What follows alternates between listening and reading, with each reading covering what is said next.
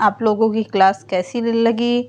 जो हिंदी फिल्मों पर, जो रचनाओं पर हिंदी फिल्में बनी हुई हैं, तो उनके आधार पर जितनी भी रचनाएं बनती हैं मैंने पूरा कल कवर करवा दिया है। तो आज दूसरा चैप्टर होगा। आज बिल्कुल बेसिक से है ये भी। तो चालू करते हैं आज के सेशन को। आज के सेशन का पहला ही प्रश्न देखते हैं। बहुत ही अच्छा प्रश्न है ये। संविधान की 8वीं अनुसूची में शामिल की गई 4 नई भाषाएं कौन कौन सी हैं। तो संविधान की 8वीं अनुसूची में शामिल की गई 4 भाषाएं कौन कौन सी हैं, कौन सी मानी जाती हैं। तो संथाली, मैथिली, बोडो और डोगरी। कौन सी भाषाएं हैं?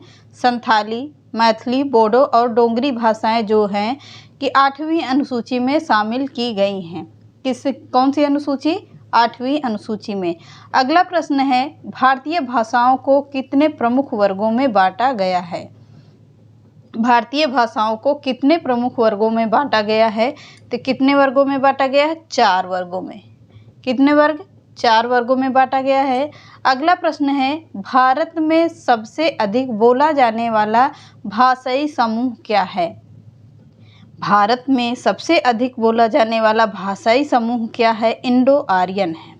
क्या है? इंडो आर्यन है। अगला प्रश्न है, भारत में सबसे कम बोला जाने वाला भारतीय भाषाई समूह है। कौन कौन सा बोला जाता है, मतलब कौन बोला जाता है और कम बोला जाता है। ये पहला प्रश्न था, कम बोला जाने वाला। सबसे अधिक बोला जाने वाला। अब इसमें पूछ रहा है सबसे अधिक बोला जाने वाला का प्रश्न हुआ। अब इसमें कह रहा है सबसे कम बोला जाने वाला। तो कौन सी भाषा सबसे कम बोली जाती है? तो चीनी तिब्बती। कौन सी भाषा? चीनी तिब्बती बोली जाती है। अगला प्रश्न है, आस्टिच भाषा समूह की भाषाओं को बोलने वालों को क्या कहा जाता है। तो आस्टिच भाषा समूह की भाषाओं को बोलने वाले को कहा जाता है किरात। क्या कहा जाएगा? किरात कहा जाता है।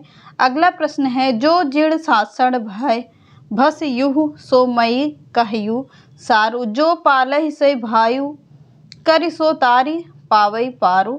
इस दोहे के रचनाकार कौन हैं? हालांकि ये रिपीटेड दोहा है, यानी कि रिपीटेड प्रश्न है, फिर भी कोई बात नहीं। देवसेन क्या है? किसका? देवसेन का है। अगला है, चीनी तिब्बती भाषा की समूह भाषाओं के बोलने वाले को क्या कहा जाता है। चीनी तिब्बती भाषा की भाषाओं को बोलने वाले को कहा जाता है निषाद। क्या कहा जाएगा? निषाद कहा जाता है। अगला है, अपभ्रंश के योग से राजशासनी भाषा का जो साहित्यिक रूप बना है। अपभ्रंश के योग से राजशासनी भाषा का जो साहित्यिक रूप बना है उसे कहा जाता है, क्या कहा जाता है? डिंगल भाषा कहा जाएगा। क्या? डिंगल भाषा कहा जाता है। अगला प्रश्न है, एक नार पिया को भानी तन वाको सगरा जो पानी, यह पंक्ति किस भाषा की है। तो एक नार पिया को भानी तन वाको सगरा जो पानी, यह पंक्ति किसकी है? किस भाषा की है? तो ब्रज भाषा की है। किस भाषा की है? ब्रज भाषा की है। इम्पॉर्टेंट है, इसको भी नोट कर लीजिए। अगला प्रश्न है, अमीर खुसरो ने जिन पहेलियों, जिन मुकरियों और 2 सुखनों की रचना की है उसकी मुख्य संख्या या मुख्य भाषा क्या है। तो कह रहा है, अमीर खुसरो ने जिन पहेलियों, मुकरियों और 2 सुखनों की रचना की है उसकी मुख्य भाषा क्या है? खड़ी बोली। तो जैसे कि आप लोगों को पता है, खड़ी बोली के जनक किसे माना जाता है? तो अमीर खुसरो को ही माना जाता है। तो जो भी रचनाएं वो करेंगे किसमें? खड़ी भाषा में ही करेंगे। अगला है, देवनागरी लिपि को राष्ट्रीय लिपि के रूप में कब स्वीकृति मिली थी। तो देवनागरी लिपि को राष्ट्रीय लिपि के रूप में 14 सितंबर 1949 को स्वीकृति मिली थी। अगला है, रानी केतकी की कहानी की भाषा को क्या कहा जाता है। तो रानी केतकी की कहानी की भाषा को कहा जाता है क्या? खड़ी बोली कहा जाता है। क्या? खड़ी बोली कहा जाएगा। अगला है, प्रादेशिक बोलियों के साथ ब्रज या मध्य भाषा की देश की भाषा का आश्रय लेकर एक सामान्य साहित्यिक भाषा स्वीकृत हुई। कैसे? एक सामान्य भाषा स्वीकृति हुई जिसे चारणों ने नाम दिया है। क्या नाम दिया है? पिंगल भाषा दिया है। क्या दिया है? पिंगल भाषा दिया है। अगला है, निम्नलिखित में से कौन प्रेमचंद की एक नई रचना है। कौन सी है प्रेमचंद की एक नई रचना? तो एक रचना है तो कौन सी है? पंच परमेश्वर। कौन होगी? पंच परमेश्वर है। अगला है बांगरू बोली का किस बोली से निकट संबंध है? तो बांगरू बोली का खड़ी बोली से निकट संबंध माना जाता है। किससे? खड़ी बोली से। अगला है डोंगरी भाषा मुख्य रूप से कहाँ बोली जाती है? तो डोंगरी भाषा मुख्य रूप से जम्मू कश्मीर में बोली जाती है। कहाँ? जम्मू कश्मीर में बोली जाती है। अगला प्रश्न है भारत के किस प्रांत में कोंकणी भाषा बोली जाती है? तो भारत के महाराष्ट्र तथा गोवा में कोंकणी भाषाएं बोली जाती हैं। अगला प्रश्न है आंध्र प्रदेश की राजकीय भाषा क्या है? तो आंध्र प्रदेश की राजकीय भाषा है क्या? तेलुगु भाषा। कौन सी है? तेलुगु भाषा है।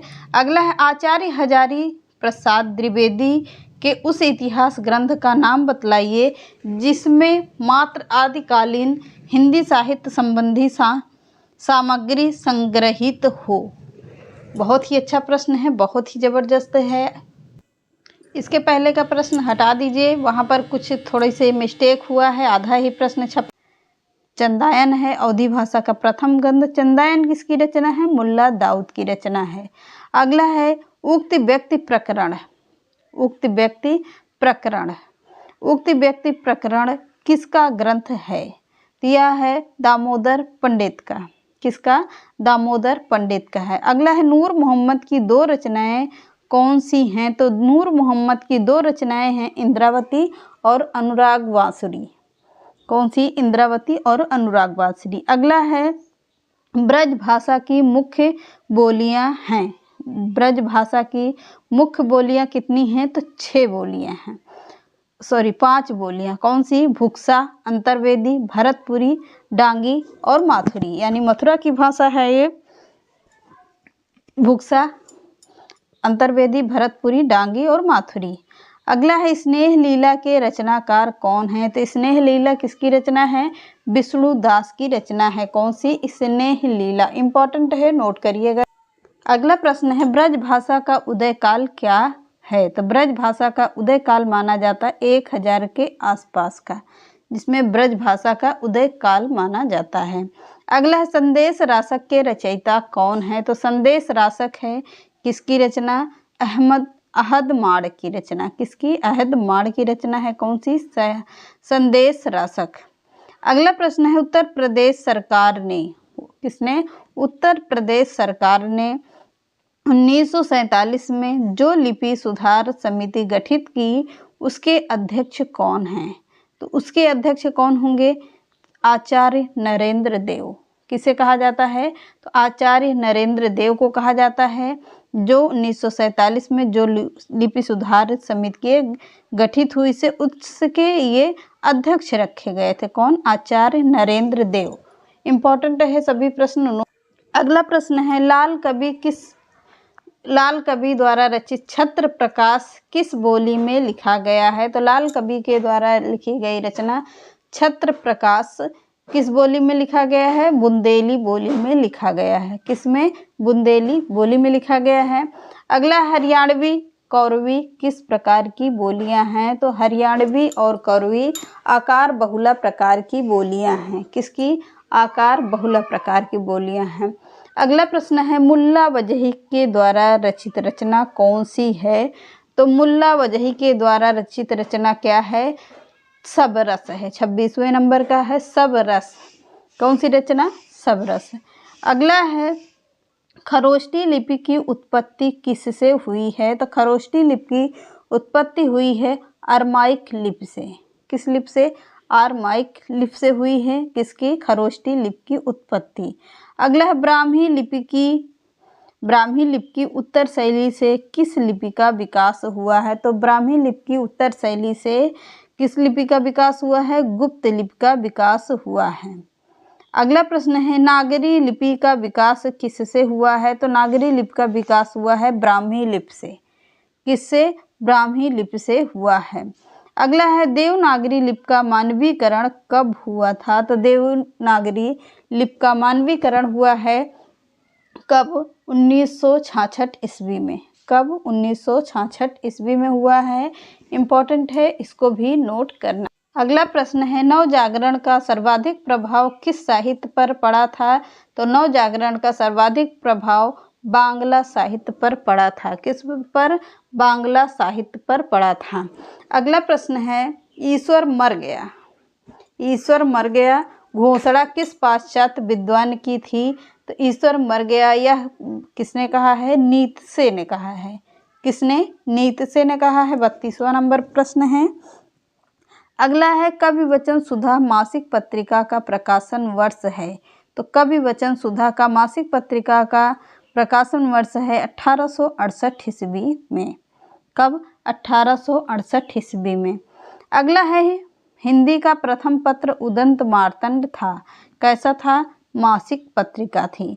अगला है, हमारो उत्तम भारत देश किसकी पंक्ति है? तो हमारो उत्तम भारत देश यह राधा चरण गोस्वामी की पंक्ति है।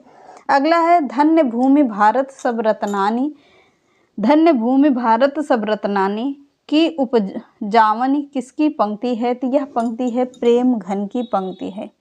किसकी? प्रेम घन की है। अगला है, बिज इनी विजय वैजयंती किसकी रचना है? तो यह है भारतेंदु जी की रचना। अगला है, भारत बारहमासा किसकी रचना है? यह है राधा कृष्ण दास की रचना। भारत बारहमासा। अगला है, मन की लहर किसकी काव्य रचना है? तो मन की लहर है प्रताप नारायण मिश्र की रचना। कौन सी? मन की लहर। अगला प्रश्न है, भारतेंदु ने अपनी किस कविता में विदेशी वस्तुओं के बहिष्कार की प्रत्यक्ष रूप से प्रेरणा की है? तो किसमें किया है? प्रबोधिनी में किया है। अगला है, रोबहु सब मिली आबहु भारत सब भाई, हाँ हाँ भारत दुर्दशा ने ना देखी जाई, यह किसकी पंक्ति है? तो भारतेंदु की है। किससे ली गई? भारत दुर्दशा से ली गई है। अगला है, अलौकिक लीला आख्यान कविता किसकी है? तो अलौकिक लीला आख्यान कविता है बद्री नारायण चौधरी प्रेम घन की। ये हो गई। तो चलिए अब आज के प्रश्न यहीं पर समाप्त करते हैं। मिलते हैं नेक्स्ट क्लास में। चैनल पसंद आता है लाइक सब्सक्राइब एंड शेयर करिएगा। नमस्कार।